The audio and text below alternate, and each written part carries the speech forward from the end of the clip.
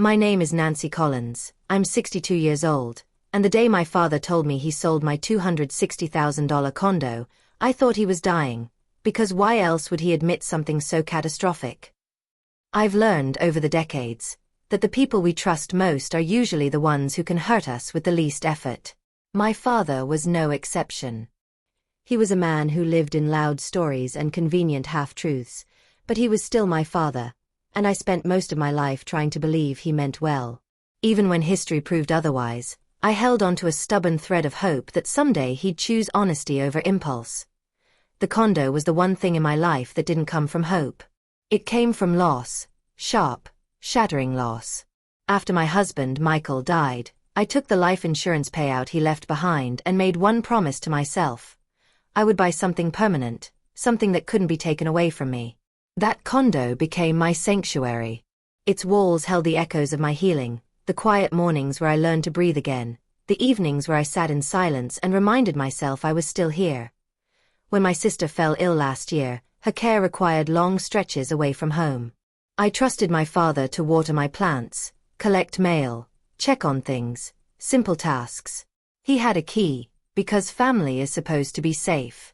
At 62, I still believe that. The phone call came on a Tuesday mid-afternoon. I was sorting my sister's medications when I saw his name flash across the screen. I almost didn't answer. Our conversations were usually short and practical, but something in my gut told me to pick up. His voice was trembling, the way it did only when he was either terrified or lying. "Nancy," he said, we need to talk." I had no choice. I felt my chest tighten. "Dad, what happened?" "It's about the condo." A long, shaky breath. "I had to sell it. There were taxes. Heavy taxes. IRS was threatening to come after you. I handled it. It's done." For a long moment, I couldn't speak. It was as if the room shrank around me, air thinning to nothing. "You sold my condo?" My own voice sounded distant. "I had no choice," he snapped, then softened. "It was for your own good. They were going to seize it. I couldn't let that happen. You weren't around, and someone had to take action." "But I don't owe any taxes," I whispered. "I pay them. Every year. On time. You must have missed something. There were letters." His voice wavered again. "It's handled now. I saved you from bigger trouble." Saved me. That was the word he used, as if ripping away the last piece of my life Michael had touched was an act of heroism. I forced myself to breathe. "Show me the documents." "All of them." He paused. A long, uncomfortable pause. "There, somewhere. I'll find them." "Where?" "In the kitchen drawer. You know the one." "Listen, Nancy, you're overreacting. It's done. You should be grateful." Grateful. The word burned like acid. But beneath the rising anger was something worse. Fear. His voice didn't sound normal. He sounded unsteady, breathless. Was he ill? Was this some kind of breakdown? Had his mind finally begun slipping in ways I hadn't recognized? "Dad," I said gently, "stay where you are. I'm coming over." He muttered something unintelligible, but he didn't argue. That alone frightened me. The drive was only 30 minutes, but it felt like hours. My hands shook on the steering wheel. Thoughts tangled in my mind: betrayal, confusion, panic, grief. How could he sell something he didn't own? Why hadn't the IRS contacted me directly? Why hadn't the county? Why hadn't anyone?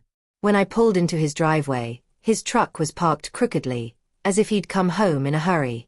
I stepped out slowly, bracing myself. His house, once well kept, looked strangely neglected. Newspapers on the porch, an overflowing trash bin.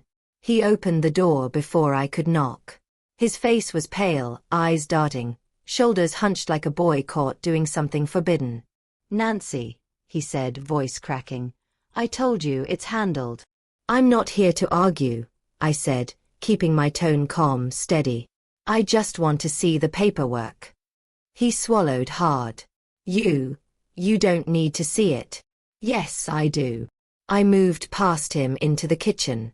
The house smelled faintly of stale coffee and something metallic, like old pennies. He followed behind me in jittery, hesitant steps. The drawer, I reminded him. You said the IRS letters were here. He wrung his hands. I must have moved them. I pulled the drawer open. It slid out smoothly, empty. Not just missing a few papers, completely empty, as if someone had cleaned it out deliberately, wiping away any trace of whatever story he'd been building. I turned to him slowly. He was staring at the drawer with a blank expression, jaw tight, as though he'd hoped something, anything, would be inside. Dad, I said quietly, where are the letters? His lips parted, but no words came out. And in that moment, I knew the truth wasn't just hidden. It was being erased. I reached into the empty drawer, feeling the smooth bare wood under my fingertips, and realized my father had never planned for me to find anything at all. My father stood there in the doorway, his shoulders folding inward like a man shrinking from his own shadow. I kept my gaze steady, even though my insides felt unmoored. Where are the tax letters, Dad? I asked again, slowly, deliberately. You told me they were right here in this drawer. He rubbed the back of his neck, eyes darting toward the living room as if the answers might be hiding there. I must have misplaced them. You know how busy things have been. I'm juggling a lot, Nancy. Misplaced them. Tax letters threatening seizure of a property worth $260,000. Not a water bill. Not a misplaced grocery receipt. Federal notices. I closed the drawer with a quiet thud. Okay, I said, keeping my voice level. Then show me the sales paperwork. The documents you signed when you sold my condo. Those should be here too, right? You wouldn't have lost those. His face tightened, a defensive flush rising up his neck. Why are you talking to me like this? He snapped. Like I haven't spent my whole life trying to help you? This isn't about help, I replied. This is about my home. And you selling it without telling me. I need to see the paperwork. His jaw clenched. You don't trust me. Your own father. After everything. Trust. He said it like a weapon. Not a bond. He began pacing, hands trembling slightly. That was when I noticed it. The jitter. Not just nervousness. Something deeper. Something chronic. A twitch in his fingers, an inability to stand still, a breath that came too fast and too shallow. It was as though my questions were stripping away whatever flimsy structure he had built around himself. Dad, I said softly, why are you shaking? I'm not, he snapped too quickly. You're imagining things. You always imagine the worst. That wasn't true, and he knew it. If anything, I had spent decades imagining the best possible version of him, even when he didn't deserve it. The air between us grew tight. Words had become landmines. I realized I wasn't going to get anything more from him today, and staying longer would only lead to shouting or worse, another desperate lie. I'm going home, I said quietly. We'll talk again when you're ready to show me the documents.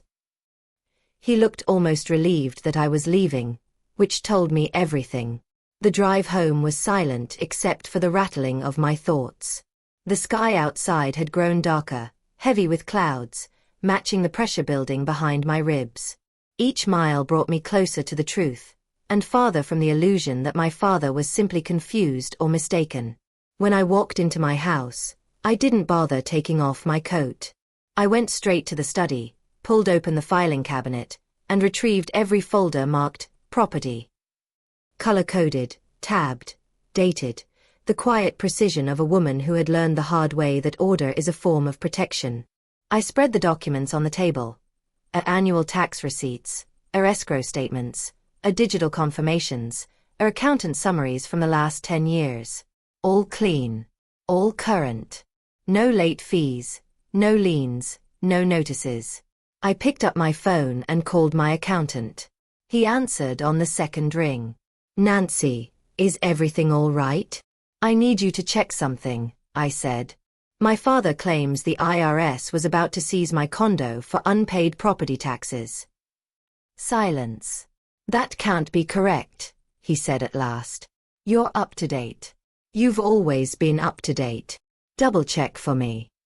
I listened to the soft tapping of his keyboard, each keystroke a countdown. Nancy, he said, your property tax balance is 0. It has been for years. There's no debt. No warning. Nothing. A hollow coldness ran through me. You're sure? 100%. I thanked him, hung up, and sat back in my chair. Panic wasn't the right word for what I felt. Panic is chaotic, frantic. This was something slower, something sinking, like stepping into a calm pond and realizing too late that it has no bottom. Why would he lie? Why create a story so elaborate, so destructive? I needed answers from the source. Not my father, not yet. Someone objective. Someone official. So I called the county tax office. The clerk sounded cheerful, almost musical, the kind of voice meant for morning shifts and polite conversations. I gave her my name, property address, and parcel number. Let me pull that up for you, she said. Seconds passed. Then minutes. I could hear her clicking through databases. Ma'am, she finally said. Yes. Your property account is in excellent standing. There are no past due taxes, no liens, no flags of any kind. My throat tightened. Is there any record, any at all, of the county initiating or planning to initiate a seizure? No, ma'am, she said firmly. Nothing of that sort has ever been filed. I closed my eyes. The room spun for a moment, though I was sitting still. Then how, I said slowly, was my property sold? Another pause. A longer one. When the clerk finally spoke, her voice had shifted, still professional, but tinged with something I recognized. Concern. Ma'am, she said gently, the property transfer wasn't processed through our office. My heart stopped. What do you mean? It appears this was a private sale, handled externally. Not a county transaction. A private sale. As in, without county oversight. As in, without me.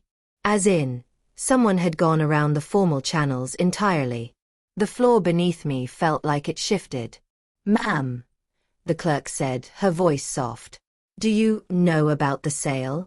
I swallowed hard, gripping the edge of my desk. No, I whispered. I didn't know at all. The clerk exhaled slowly, then added, there's something else. The signature on file doesn't match the one we have for you. For a moment, I sat frozen with the phone pressed against my ear, unable to form a single coherent thought. My name, my legal signature, missing from paperwork that supposedly authorized the sale of my own condo. It felt like someone had reached into my chest, twisted something vital, and walked away with it. How is that possible? I finally managed to ask. If I didn't sign anything, how could the property be sold? The clerk spoke hesitantly, as though choosing every word carefully. Ma'am, it doesn't happen often, but forged signatures can slip through. Especially when transfers are done through private agents or third-party services that don't follow standard verification procedures. Forged. The word hit me like a physical impact. But wouldn't someone have to check? Wouldn't anyone notice? Not always. Some agents are reputable. Others, not as thorough. If the seller presents identification that appears legitimate and a signature that resembles the original, things can be pushed through. I'm truly sorry. Resembling wasn't the same as being mine. My voice shook, but I forced it steady. I need copies of everything. Every document related to that transfer. Of course, she said. If you give me your email, I can send the packet immediately. I rattled off my address, hung up, and waited in a silence so sharp it felt like glass. Within minutes, the email arrived. Property transfer document set. Requested materials. My hands trembled as I clicked it open. The PDF loaded, and the first page stopped me cold. There it was. My signature. Except, it wasn't. Not really. At first glance, it mimicked my handwriting. The looping N, the slanted C. But the spacing was wrong. The flourish at the end, something I stopped doing 15 years ago, was suddenly back. It looked like someone had traced an old version of my signature from a document they shouldn't have had access to. My stomach twisted. I scrolled to the next page. Buyer information. Laurel Ridge Holdings LLC formed 2.5 weeks before the sale. Registered agent. A generic service provider. Business type. Unspecified. 2.5 weeks. The timing wasn't just odd, it was calculated. I opened a browser window and typed the LLC name. Nothing. No website. No LinkedIn page. No business listing beyond the bare minimum registration. I dug deeper, entering the registered agent's name. It led me to a list of hundreds of shell companies, many of them dissolved within months. The kind of entity people use to funnel money quietly. A chill ran through me. I grabbed my phone and dialed the number listed in the documents. A robotic voice responded, "This number is no longer in service." Disconnected. Of course.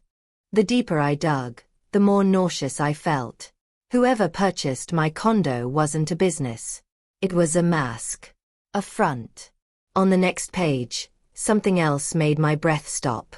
Sale price. $110,000. My condo was valued at $260,000. Even in a quick sale, even in a rush, even in the worst economy, no one would list it at less than half its worth unless profit, clean, untraceable profit, was the goal. Someone had made a fortune from my loss. It wasn't just theft. It was orchestration. I leaned back in my chair, the weight of everything pressing down at once. Anger surged first, hot, rising fast, but beneath it came heartbreak, the quieter ache that always followed betrayal. Who had done this? Who had forged my name? And why had my father been the one to deliver the lie? I closed the browser, steeling myself. County records were one thing. But if my father's explanation involved the IRS, I needed to hear it directly, from them. No assumptions. No faded drawer stories. No trembling fabrications. I printed the documents and laid them across the table like evidence in a trial. The forged signature. The Shell LLC. The laughable sale price. The disconnected number. A trail of deceit so blatant I almost admired its brazenness. My father had mentioned seizure. He had insisted taxes were overdue. He had implied the government forced his hand. But nothing in front of me supported that. Not a shred. And so, with equal parts dread and determination, I reached for my phone again. The IRS line rang twice before a representative answered. Internal Revenue Service. This is Agent Morales. How can I help you today? I swallowed, my voice unexpectedly small. My name is Nancy Collins. I need to verify something urgent. My father claimed the IRS was preparing to seize my property due to unpaid taxes. But the county says I'm in the clear. Can you check my file? Absolutely, the agent said calmly. May I have your social security number and property information? I provided everything, every parcel number, every detail. Please hold while I pull up your record. The line went quiet. The seconds stretched into a minute. Then 2. The longer I waited, the louder my heartbeat became. I pressed the phone harder against my ear, listening for any clue in the silence. Finally, the agent came back, but something in his tone had changed. Ma'am, he said. Yes. He hesitated. There has never been any lien, audit, or tax action on your property. My breath caught. No action. I whispered. None at all, he repeated.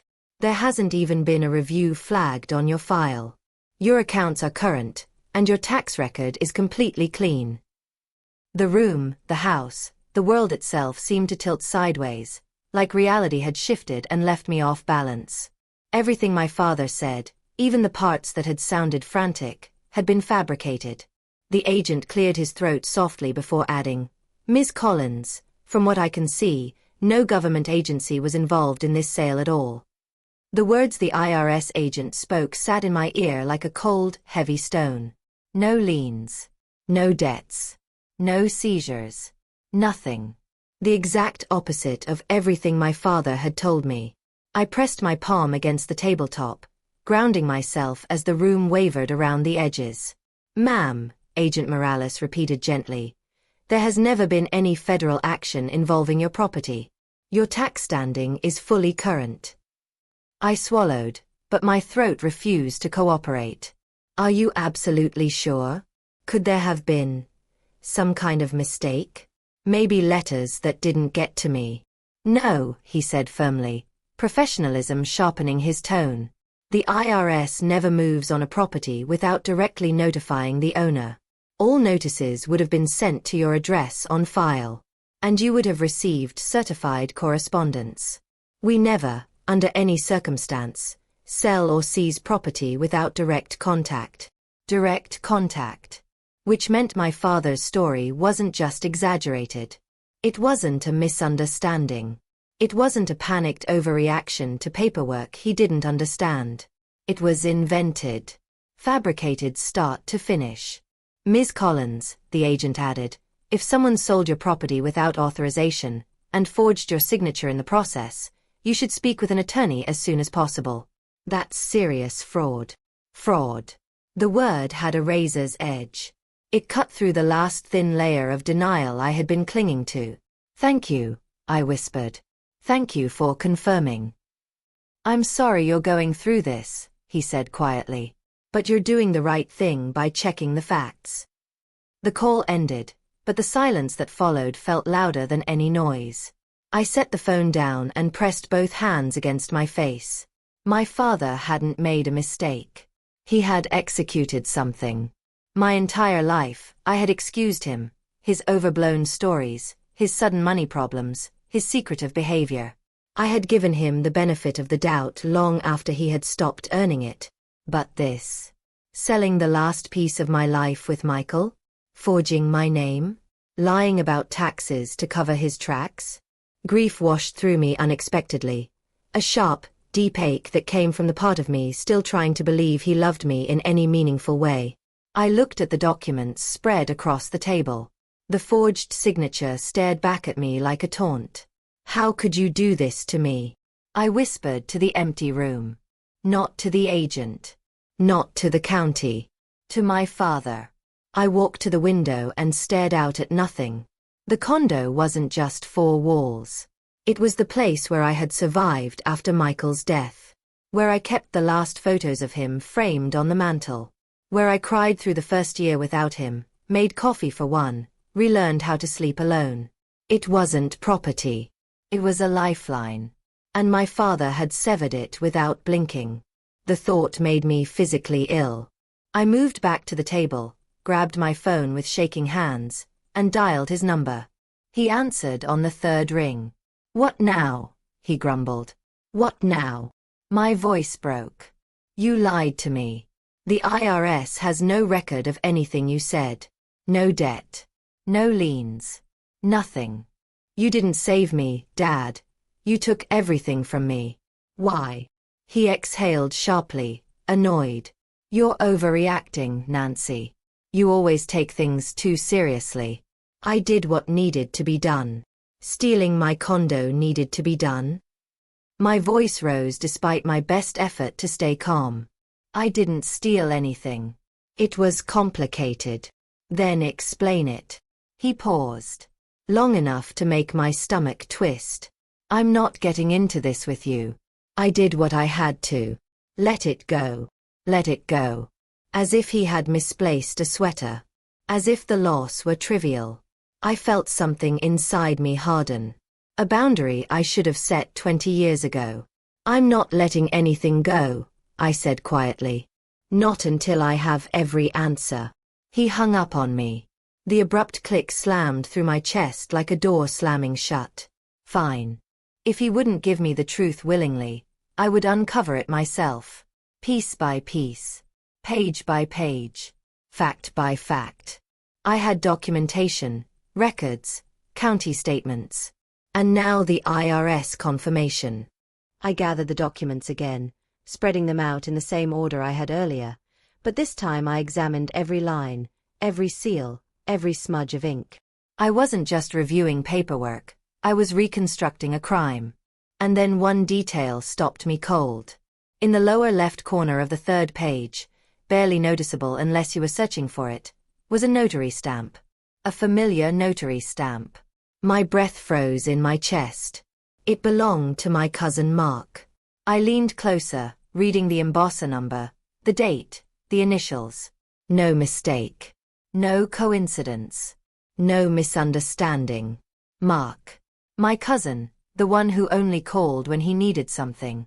The one who always seemed to have convenient connections when money was involved. The one who had notarized documents for my father before. Why was his stamp on the forged signature that stole my home? A sickening realization coiled in my gut. He hadn't just notarized something innocently. He had participated. I traced my finger over Mark's notary seal, my stomach dropping as the truth formed in my mind. My father hadn't acted alone. I stared at the stamp for a long moment, its embossed seal catching the afternoon light like some kind of mocking glint. Mark. Of all people. My cousin who had spent most of his adult life drifting between half-finished business ventures, overdue bills, and grand promises he never fulfilled. He wasn't malicious, not in the way some people were, but he was opportunistic. And in our family, opportunity often wore the mask of desperation. Growing up, Mark had always hovered on the fringes, borrowing $50 here, needing a ride there. As adults, our paths diverged. I built a life with Michael, a quiet one rooted in stability. Mark chased fast schemes and faster money, always insisting he was one deal away from turning things around. Our conversations grew fewer, reduced to holiday gatherings and occasional awkward small talk. But I knew one thing with certainty. If my father dangled the right incentive or spun the right story, Mark would go along. I needed answers. And not over the phone. I grabbed my purse, the folder of documents, and drove straight to Mark's house. He lived 15 minutes away in a neighborhood where most lawns needed mowing and every driveway held a car with at least one missing hubcap. His porch light flickered though it was still daylight, and the siding near the front window had begun to buckle. As I climbed the steps, I wondered how much of his life had quietly slid out of alignment without anyone noticing.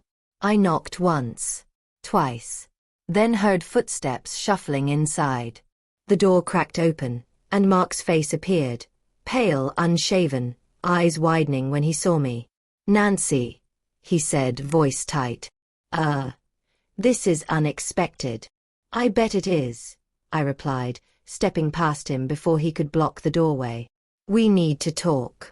He hesitated, then shut the door and turned, already biting at his thumbnail, a nervous habit he'd had since childhood.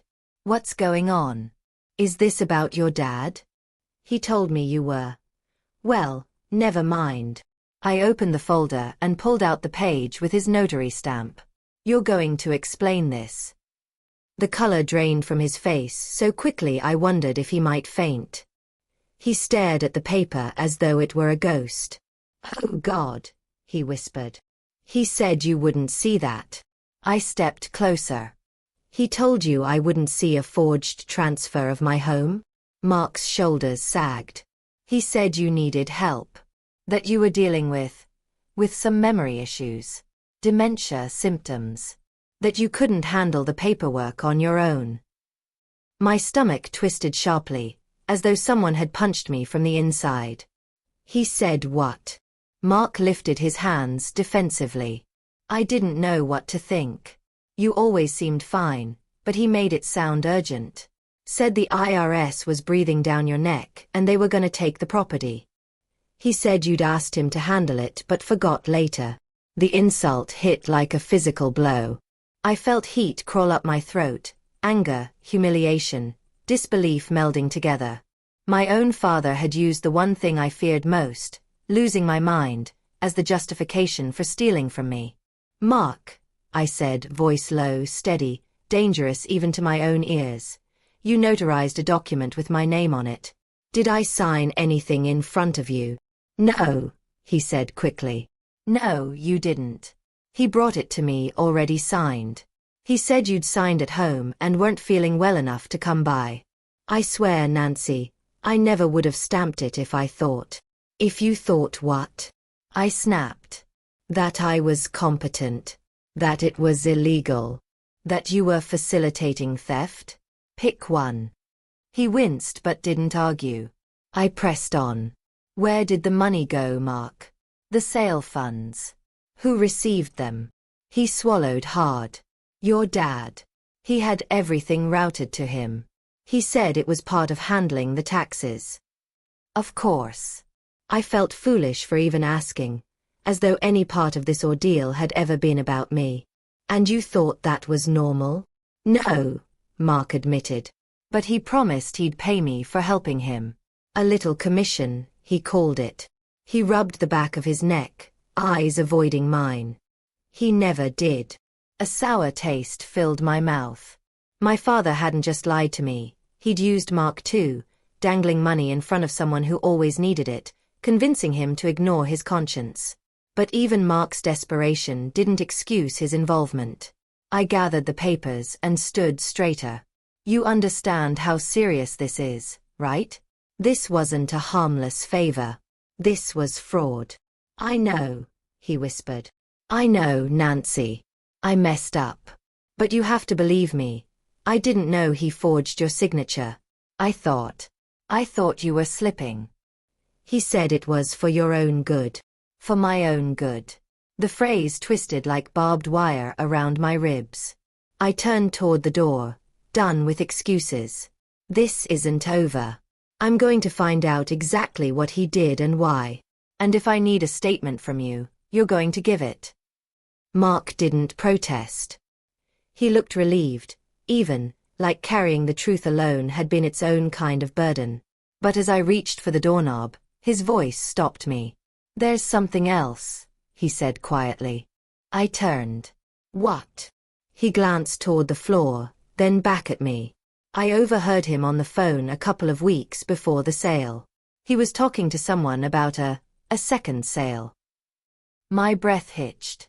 A second sale of what? I don't know, he said. But he mentioned another family member. He said, don't worry. She'll never know about this one either. A cold shiver ran down my spine. Who else had he involved? What other property had he touched? What other signature had he forged? Mark swallowed nervously and whispered, Nancy, I think your dad's been doing this to someone else in the family. Driving home from Mark's house, I could feel my pulse thudding in my wrists. The late afternoon sky blurred past the windshield, but my mind wasn't in the present. It was stuck replaying Mark's words over and over. A second sale, another family member. She'll never know. Every syllable tightened around my chest like a vice. My father hadn't stumbled into one mistake. He had woven a pattern, a deliberate path of deception. And if Mark's story was true, then my condo wasn't the only casualty. By the time I pulled into my driveway, my hands were shaking. I sat in the car for a moment, gripping the steering wheel, trying to steady my breath, trying to grasp the enormity of how deep this betrayal went. Greed, resentment, desperation. Those were the only motives that made sense. But even those didn't explain the ease with which he had lied. The casual cruelty of taking something built on my grief. The arrogance of assuming he could get away with it.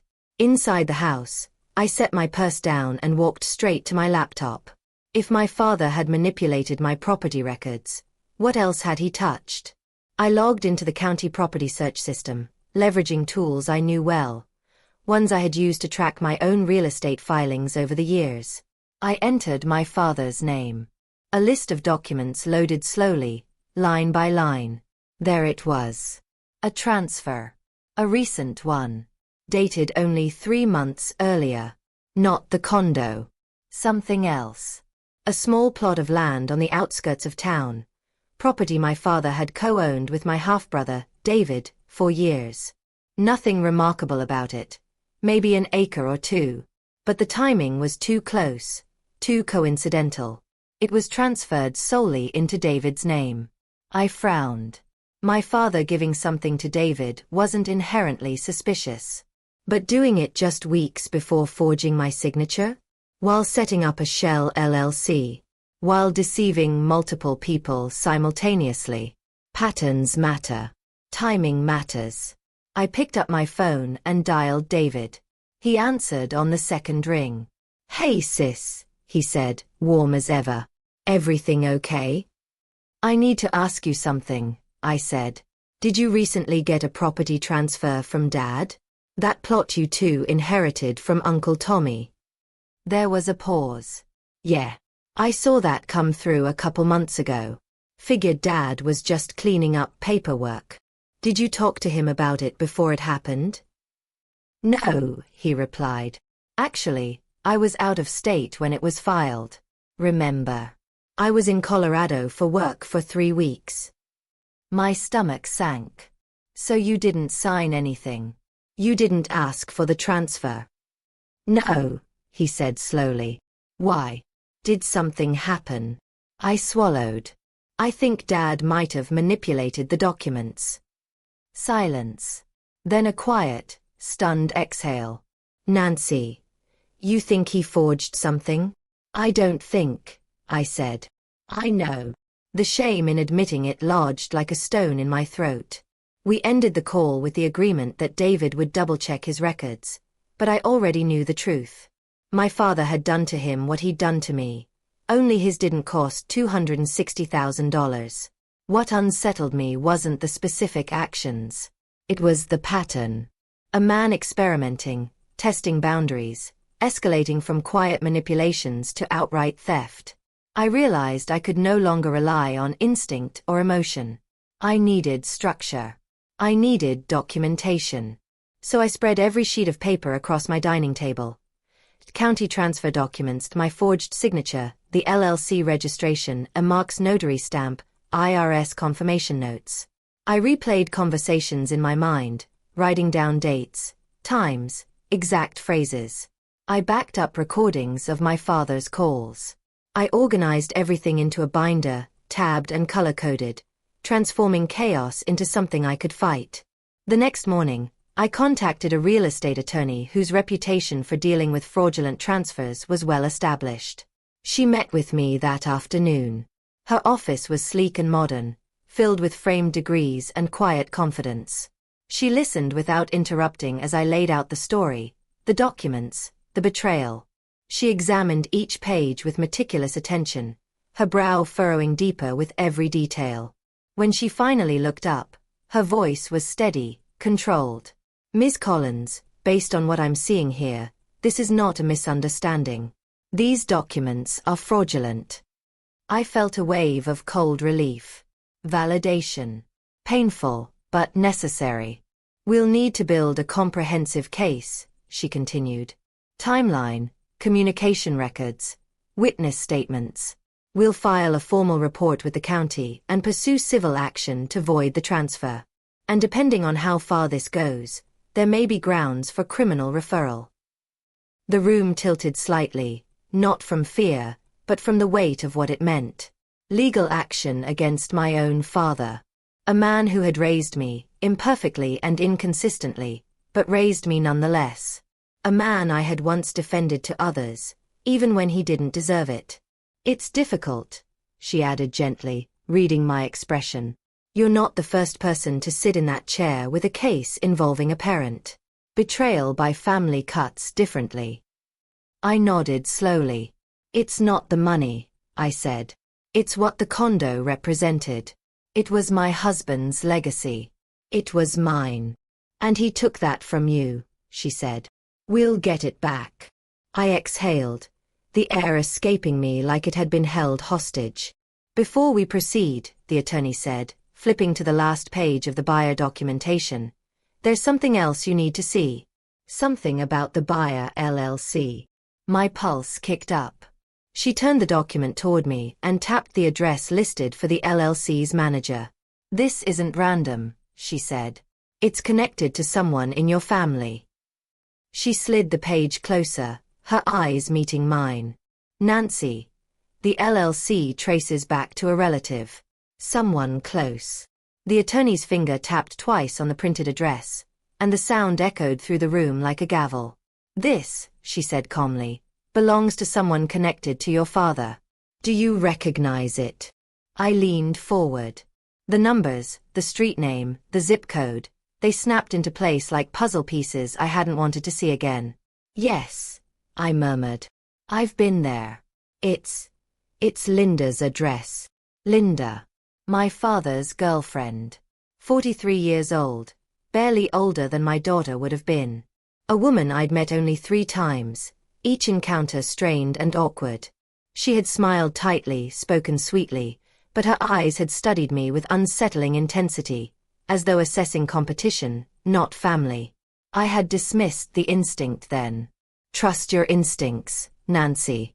I stared at the document, bile rising in my throat. So the condo, the buyer, Laurel Ridge Holdings. It's all hers. Not in name, the attorney said, but in function? Almost certainly. I felt myself sway. The betrayal fractured into smaller pieces. Anger, disbelief, humiliation, grief. My father hadn't just stolen from me. He had gifted what he stole to a woman he barely knew, a woman who made snide remarks about older women clinging to assets they can't manage, a woman who once joked that my condo felt a little too sentimental to be practical. Now I saw the full picture. The dinners my father paid for. The jewelry she flashed at holiday gatherings. The Instagram vacations she bragged about. The sudden, unexplained generosity my father had shown her. He'd been draining himself, and everyone around him, to fund her lifestyle. And when he ran out of money, he sold what wasn't his to give. My condo. Michael's last gift. My home. A wave of nausea washed over me. My attorney watched, sympathetic but firm. You have evidence, she reminded me. And more leverage than you think. But you'll need to confront him. Strategically. Calmly. With documentation. I nodded, steadying myself. I'll meet him. But not alone, and not unprepared. We settled on a plan. Neutral ground. Public space. My documents organized in a binder, color-coded, tabbed, every lie paired with a paper trail. When emotions fail, facts remain. I chose a quiet coffee shop near the river, bright and open, no shadows for him to retreat into. I confirmed the time with him via text. He agreed reluctantly, responding with a terse, "Fine. But I'm not talking long." I arrived 15 minutes early, placing my binder neatly on the table. Inside it, at county transfer documents, the forged signature, LLC registration linked to Linda, phone records, IRS verification, copies of texts from Mark admitting involvement. Everything he didn't expect me to know. My father walked in 10 minutes late, wearing that familiar air of misplaced confidence, as if he were the one holding the truth. His shirt was pressed, hair combed back, expression smug in a way that stung more than I wanted to admit. "Nancy." He nodded. "Let's make this quick." I gestured to the chair opposite me. "Sit." He sat with a sigh, looking bored. Bored. As though meeting his daughter to discuss his theft of her home was nothing more than routine. "Dad," I began, placing the first document between us. "I know about the forged signature." He scoffed. "I didn't forge anything. You signed that. You just don't remember." "No," I said calmly. The attorney confirmed it's fraudulent. And the county clerk verified it doesn't match records. His jaw tightened, but he stayed silent. I slid the next page forward, the LLC registration. This company. The buyer. It doesn't exist. Not really. But the manager's address? That's Linda's. A flicker of irritation crossed his face, replacing his arrogance. "You're overthinking." She helped with some logistics. "She helped steal my property," I corrected. He shook his head, dismissive. You don't understand. You weren't handling things. You were overwhelmed. And I needed to take care of you. I bit the inside of my cheek. By selling my condo for $110,000? Half its value. I leaned in. To fund your trips, her jewelry, her spa weekends? His eyes flashed. I had struck home. You don't know what you're talking about. Oh, I do, I said, voice steady. I've traced the bank transfers. The timing aligns too perfectly. He bristled, shifting in his seat. I didn't give him time to regroup. I placed Mark's written statement on the table. He stared at the signature. He told me everything, I said. The story you told him, that I had dementia, that I was incapable of handling my affairs, that I approved the sale but forgot. His eyes darted to mine. Not guilty. Fearful. You manipulated him, I continued. You manipulated everyone. But you didn't manipulate the agencies. The IRS confirmed you lied about everything. His face drained, all color gone. Nancy. And the county records. Clean. No taxes owed. No liens. Never were. He searched for a foothold, some angle to regain control. But the walls were closing in. The truth was bigger than him now. I opened the binder to the page that mattered most. The forged signature. The page that turned my home into leverage. Before he could speak, I slid it across the table, my voice quiet but iron hard. Explain this, I said. Or I take everything to the police tomorrow. He froze, eyes locked on the forged line of ink, knowing the truth had finally cornered him, and there was nowhere left to run. The moment my father's eyes landed on the forged signature, something in his expression cracked. It was small, barely perceptible, but unmistakable. A flicker of panic, sharp and fleeting, before he tried to smother it beneath a weak smile. I had known this man my entire life. I understood the tremors beneath his words, the shadows in his tone. This wasn't confusion. This was fear. I don't remember signing anything like that, he stammered. Maybe you did sign it, and we both forgot. You know how memory gets, Nancy. I stared at him, letting the silence stretch long enough for the lie to hang between us like smoke. No, I said. My memory is fine. And yours is too. Try again. He puffed out a breath, jaw tightening. Fine. Maybe the notary messed up the paperwork. Maybe Mark typed something wrong. People make mistakes. I slid Mark's statement toward him. Mark admitted you brought him the documents already signed. He also said you told him I was dealing with dementia, that I couldn't manage my affairs. His face flushed a deep, mottled red. He misunderstood me. You know how dramatic he can be. I have the recording, Dad. That silenced him. He shifted in his seat, glancing around the cafe as though hoping a nearby stranger might intervene and save him from himself. When no one did, he exhaled shakily and changed tactics. It was a misunderstanding. Your taxes. There were no taxes, I said sharply. IRS confirmed that. Twice. His mouth closed with a snap.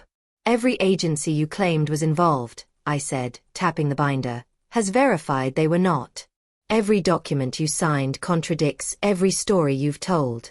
He pressed a palm against his forehead, looking suddenly older, worn. I got overwhelmed. Things got complicated. You weren't around, and I wasn't around because I was taking care of my sick sister, I reminded him. You knew that. You took advantage of that. He winced. Another silence, this one heavy, strained. Then, slowly, as if dragged from him by force, he whispered, Fine. I needed money. I felt something inside me harden into ice. He continued, eyes fixed on the table. I needed money to keep up with everything. Linda has expectations. She isn't cheap. And I didn't want to lose her. I blinked, stunned. So you stole my home to keep a girlfriend? He flinched at the word stole but didn't deny it. You have assets, Nancy. You have retirement funds, insurance, savings. You'd barely feel it. And I assumed the condo didn't mean that much to you anymore. You're always traveling, caretaking, moving around. I cut him off. That condo was my life after Michael died. He closed his eyes, guilt flickering across his features but never landing fully. I thought you'd be fine. I thought you'd understand eventually. Understand. My voice trembled with disbelief. You forged my name. You lied to the IRS. You used Mark. You funneled everything through a shell company tied to your girlfriend. You sold my home for half its value. He pressed a shaking hand flat on the table. I never meant for things to get this bad. They got this bad because you made them bad. His lower lip quivered, and for a moment I saw the man he used to be. The father who taught me to ride a bike, who read bedtime stories, who promised he would always protect me. But that memory held no weight against the man sitting across from me now. I'm filing a legal claim, I said quietly. And I'm pursuing full restitution.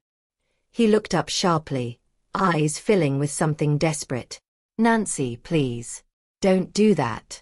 Don't ruin my life. I'm your father. I shook my head slowly. No. I'm your daughter. And you should have remembered that before stealing from me. He reached across the table, grasping for my hand, but I pulled mine back before he made contact. The rejection landed with a visible jolt. You're making a mistake, he whispered. You're going to tear this family apart. You did that yourself. His mouth opened, then closed. No more excuses left. No lies strong enough to shelter him. I gathered my binder, rose from my chair, and looked down at him. This man I once trusted more than anyone, now a stranger wrapped in fear and fraud. I'll let my attorney handle things from here, I said. And then I walked out, leaving him alone with the wreckage he had created. The next 2 weeks blurred into a haze of paperwork, legal consultations, notarized statements, and formal filings. Fraud reports submitted to the county. A civil suit launched to void the transfer. The LLC exposed for what it was. David added a statement about the unauthorized land transfer. Mark provided his affidavit. The IRS included written confirmation. The case grew larger, stronger, undeniable. My attorney reviewed everything and nodded firmly. We have overwhelming evidence, Nancy. This property will be returned. Count on that. I exhaled, a small spark of hope flickering through the exhaustion. But peace was short-lived. One evening, after finalizing another stack of documents, I noticed a missed call. The voicemail icon blinked on my phone. I pressed play. A woman's voice, smooth, cold, unmistakable. Linda. You need to back off, she said. Before things get uglier for you. Consider this your only warning. My blood ran cold. I stared at the phone, the threat echoing in my ear, realizing my father's lies weren't the only danger in this fight. I replayed Linda's voicemail 3 times, not because I needed to hear the words again, but because I wanted to understand the tone beneath them. It wasn't confidence. It wasn't anger. It was fear, pure, quivering fear. She knew the facade was collapsing. She knew the money, the lifestyle, the easy comfort my father had funneled into her hands was slipping away. That message didn't intimidate me. It validated everything. The next morning, I forwarded the audio file to my attorney. She listened to it once, jaw tightening. This is intimidation, she said. We'll add it to the case, and you need to file for a restraining order. Today. So I did. At 62, I never imagined I'd be standing in front of a clerk filling out a form to legally restrict contact from a woman who had delivered a threat over a condo that should have been mine all along. But life rarely unfolds the way we expect. Sometimes it drags us through terrain we hoped we'd never see. The order was granted temporarily pending the next hearing. My attorney filed the fraud complaint. The the civil suit, the emergency petition to void the property transfer, and a separate notice regarding the unauthorized land transaction involving my half-brother. Piece by piece, every lie my father had constructed began to erode under the weight of documented truth. 2 weeks later, the court proceedings began. Walking into the courtroom that morning felt surreal. I had rehearsed my statement dozens of times, but my heart still hammered against my ribs.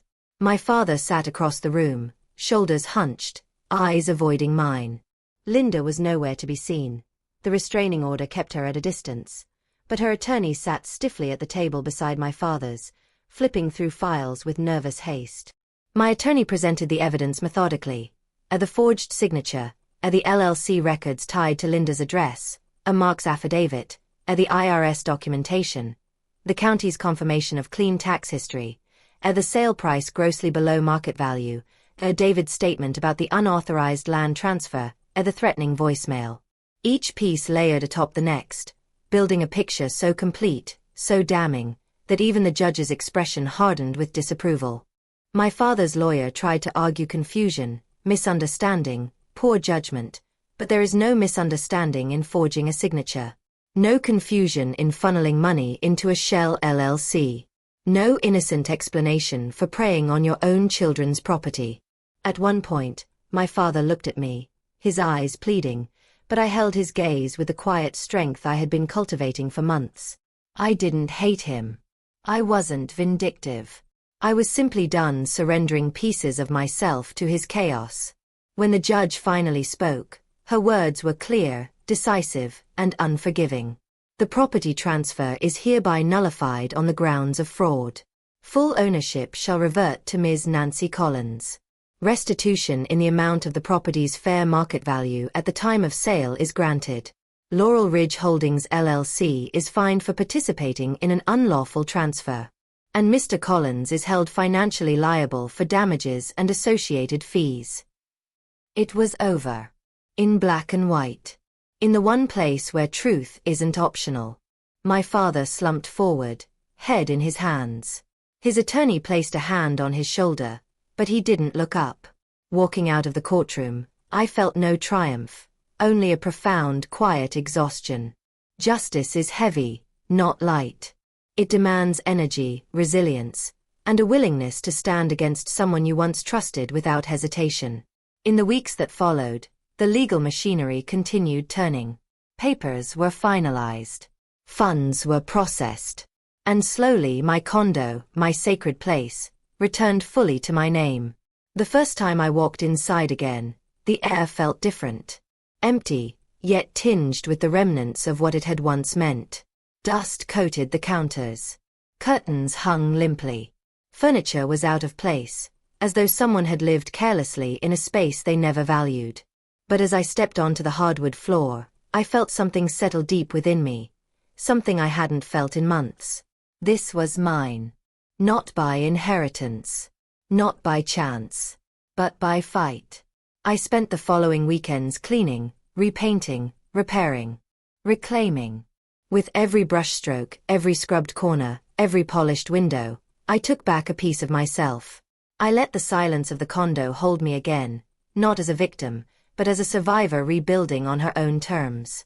My father tried reaching out twice. Once by phone, once through a letter. Both were filled with pleas, apologies woven between excuses. But I had learned something essential. Forgiveness does not require proximity. I could release the anger without inviting chaos back into my home. So I set a boundary. Firm. Final. Respectful. I wish you well, I told him, but I cannot let you near my life again. Hanging up the phone, I felt a strange mixture of grief and relief. It is easy to tally financial losses, much harder to measure betrayal. But both leave their own kind of scar. Now, standing in the restored living room, sunlight pouring through the window Michael once loved to sit beside, I understood something I hadn't before. Protecting my boundaries wasn't an act of cruelty. It was a declaration of self-respect. And as I share this story with you, I want it to serve as a reminder. Even when the knife comes from someone you love, truth is still your ally. Documentation is still your shield. And your voice, even trembling, is still your power. I survived betrayal, but I also reclaimed my voice. And if you're listening to this, I want you to know, you can too.